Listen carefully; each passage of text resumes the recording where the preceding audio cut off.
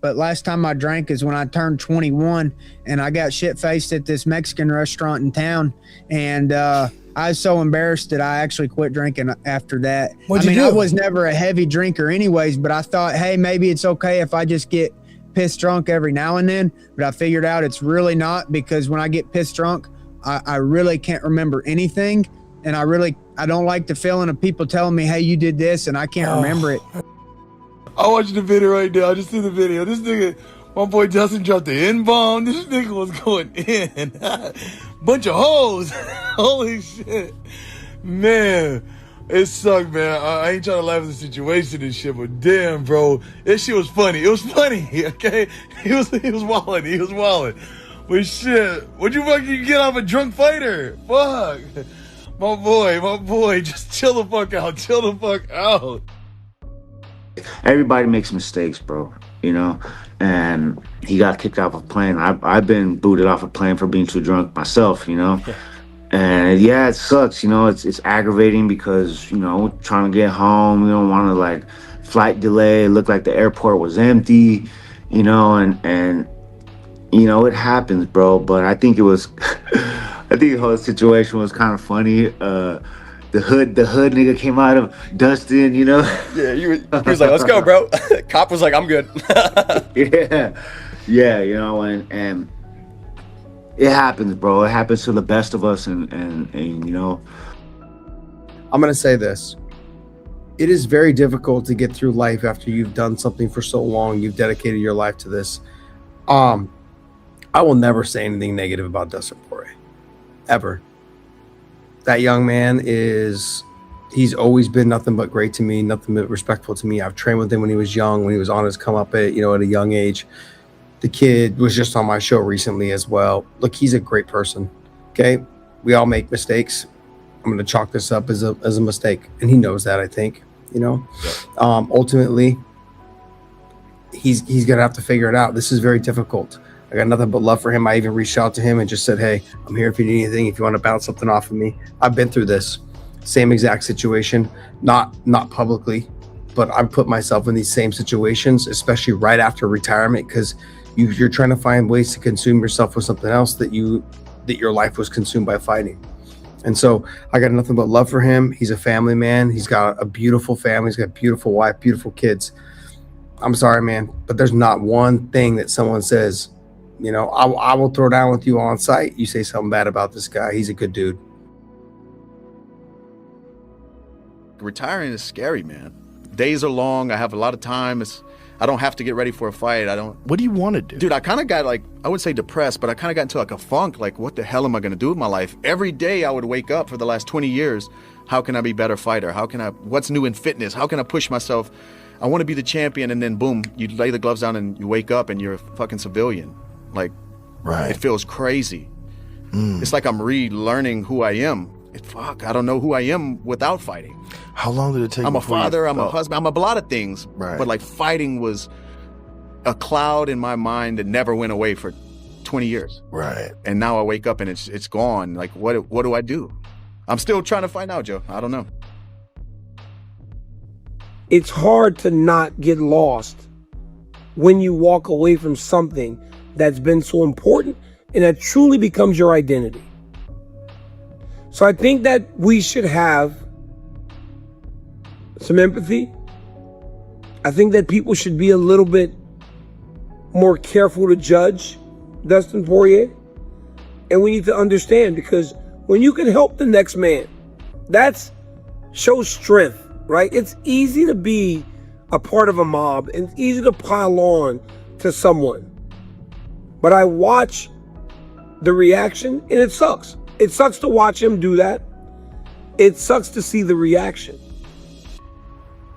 Boredom is one of the most dangerous attributes for a man. And when you're constantly pursuing a goal, working towards something great, then when it's all gone and that boredom kicks in, then it's hard to keep your head on straight and it's hard to act like you have been. Since my surgery, and I've had 6 weeks off, I personally have been dealing with something similar, been a little bit more intoxicated than I typically am, and just making bad decisions. And this is just the aspect that fighters carry, and what makes us great fighters causes damage to us when we retire.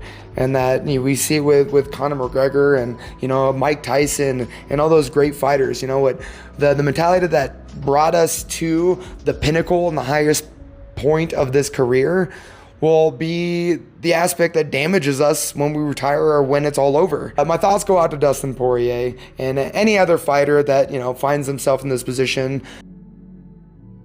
Like, people don't realize, like, when you we pursue this thing for so long and it just becomes who we are, and then all of a sudden it's just stops. You know, it's like life doesn't, for me, it hasn't even hit me yet. I'm still like, you know, I'm staying busy with the broadcasting, and like, you know, we talked before we started recording, like, I don't really get the, you know, and while we're recording, I don't get the itch to start competing until these certain parts of the year, you know, and like, the struggle lies ahead for me, you know, so I just want him to know that I'm praying for him, and you know, he's a brother in my fraternity.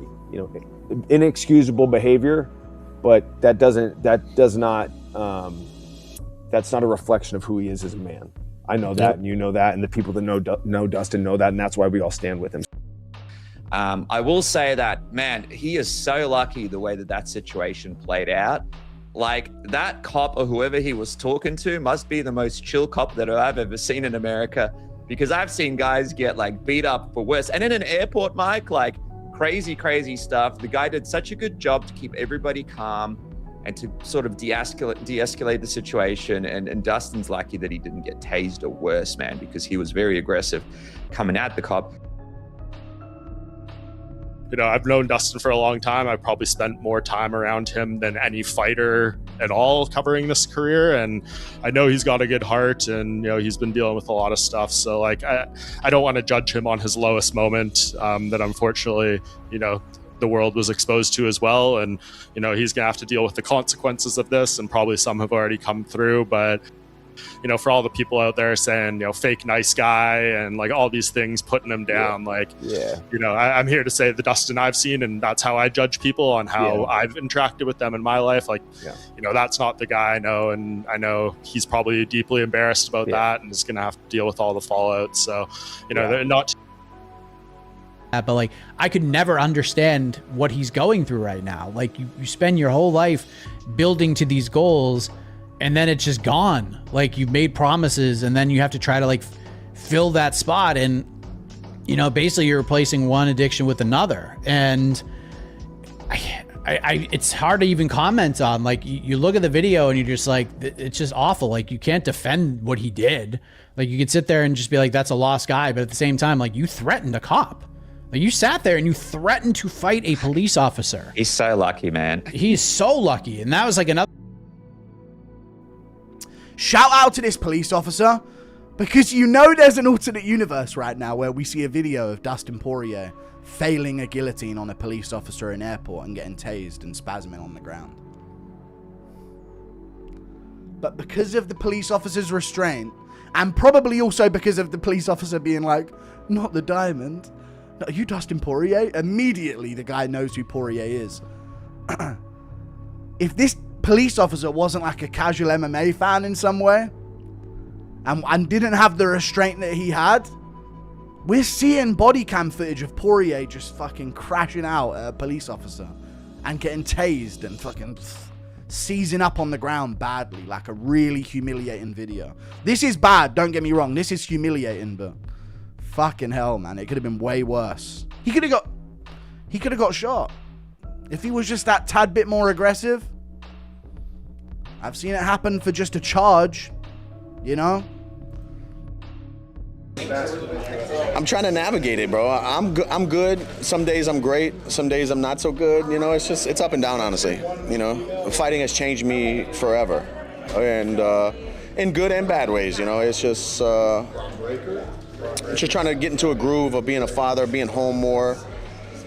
working on things outside of fighting, you know, things that I put on the back burner that I couldn't for so many years. Just staying busy, man. It's really, I got to keep my mind busy. You know, I'm a danger. I've said this before. People have heard me say this, but I'm danger if I don't have anything circled on my calendar. If I'm not working towards something, trying to better myself and my family, I'm a danger to myself. What I alluded to earlier with Dustin going through the post-career struggles, and you've even seen him on the show. I can't, for the life of me, can't remember what they call it. But the Paramount MMA show talking about, you know, if Justin Gaethje wants to fight, I'll come back. If Conor wants the fifth fight, I'll come back. Or if Conor wants the fourth fight, I'll come back. He's been kind of talking about making a return, and I just think it's a tough thing for fighters to truly let go. Yeah, I think he's really struggling with having hung up the gloves. Yeah. I think he'll come back. I do. If I had to guess, I think he'll end up coming back. I don't know if I think it's a great idea, but I do think it will happen. I don't know if it's necessarily a bad idea. I mean, he went 5 rounds with Max Holloway. He was competitive. You Dustin Poirier? Man, fuck you, bro. I'll fight you right now. No, I don't want to fight, bro. I'll go with you right now. Bro, I don't want to fight, bro. I don't want to fight. Let's go. I don't want to fight. Let's go.